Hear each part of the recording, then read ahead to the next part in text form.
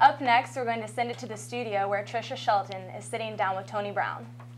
Thank you, Kelsey. And now I'm joined here in studio with Tony Brown, professor of psychology, but I hear you're not going to be professor of psychology for long. Well, I am.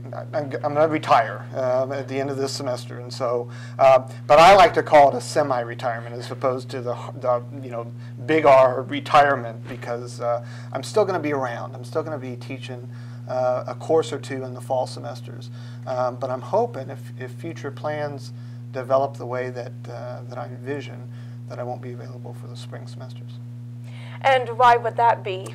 Well, this is actually brand new. It's been in the works for a while, but as of this morning, I filed officially to run for the State House seat here in the 10th District. And so I'm hoping that I'll be lucky enough to win that seat. And in the springs, I'll be in Topeka doing State House work. So you said you filed officially today. Right. Do you have any opponents yet? Not yet. Nobody else has filed, and so I fully expect that there may be some opponents that are going to be there, at least from the Republican side. But I don't know who that would be yet. Nobody else has filed. But I decided that one of the things I've not been very good at in my short political life thus far is playing politics and waiting until the last minute and making people guess. And so, in consultation with the Democratic caucus in Topeka, I sort of said, how about if I just get my name out there and let people know that this is where I stand, that I'm running for the House seat, and then we'll see who else shows up. So where all does the 10th District service then? Is it like a Douglas County? Yeah, it's mostly Douglas County. It's the heart of it is Baldwin City, which is certainly good for me because I live here. But it's also the southern part of Lawrence, just a very small sliver of the southern part of Lawrence, and then Wellsville and a very small part of northern Ottawa. So it's sort of it's easy to divide the district up into thirds. Lawrence is about a third, Baldwin City is about a third, and then Franklin County, Wellsville, and Ottawa is about a third. Okay, and what issues are you focusing on for this campaign? Have you got that far yet? Well, I have in my own mind. Nothing official yet because I still have to work all that out. But in my mind, the issues that I want to focus on are things that that we're all sort of concerned about. I think issues like education.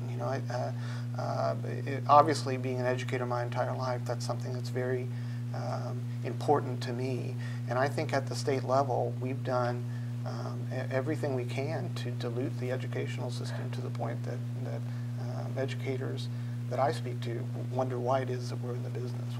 Why are we doing the work that we've dedicated our lives to? So education is certainly one of my big issues. Another issue that's big for me, and is certainly in the press lately, with the issue of coal-powered plants, is the environment. I think we've got to get serious about doing something to slow down the rate at which we are destroying the earth that we live on, because this is the only place we've got. And then the third issue for me is another one of those big issues that is going to affect all of us, healthcare.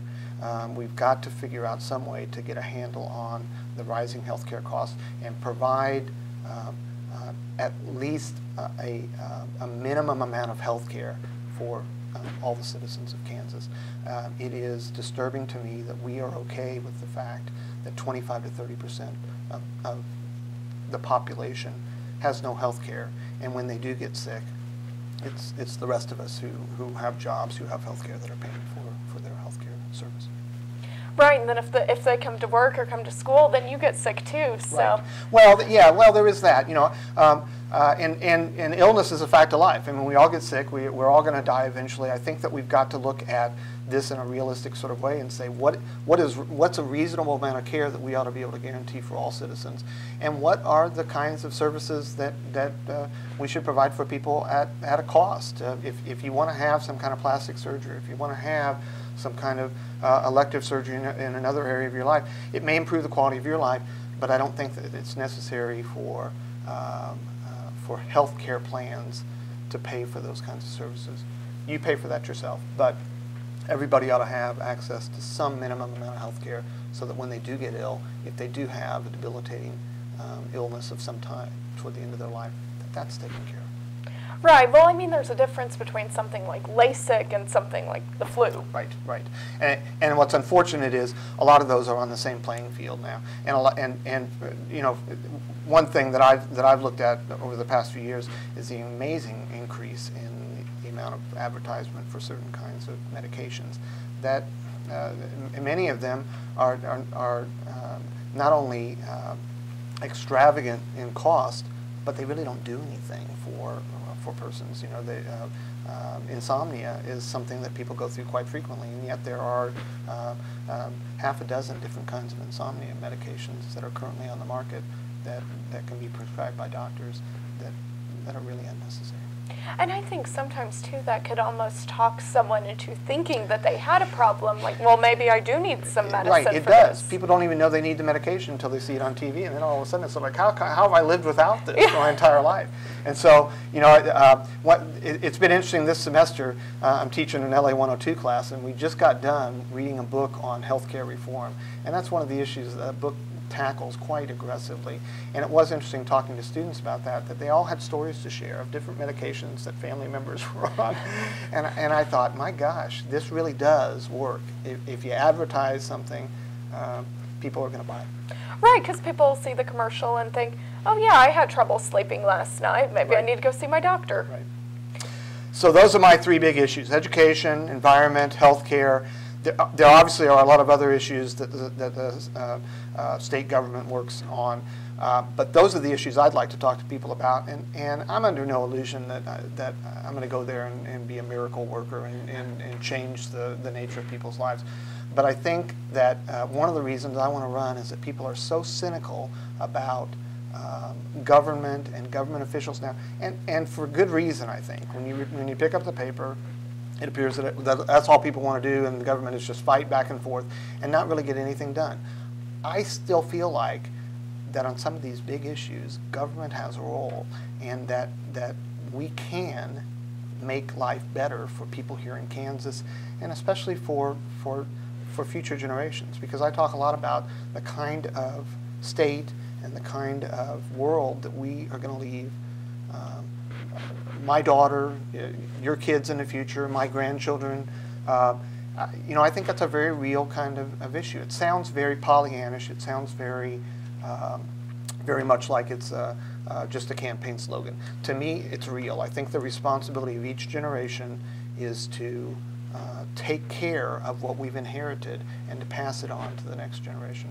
You know, John Kennedy talked about that when he talked about the torch passing when he became president in 1960. I think that sort of mentality is still very relevant.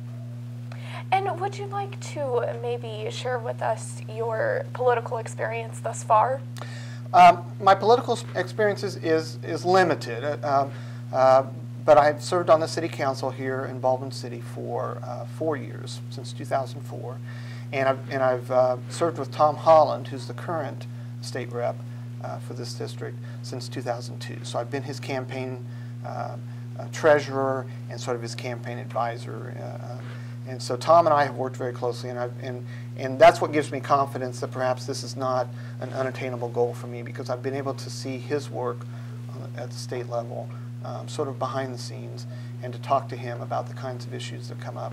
And so those two experiences, the city council here, working with Tom over the past 6 years, make me feel like that I have the experience to be able to do this job. All right, well, I wish you the best of luck, and thank you for joining me today. Thanks very much. And next we're going to have a quick commercial break, but stay with us.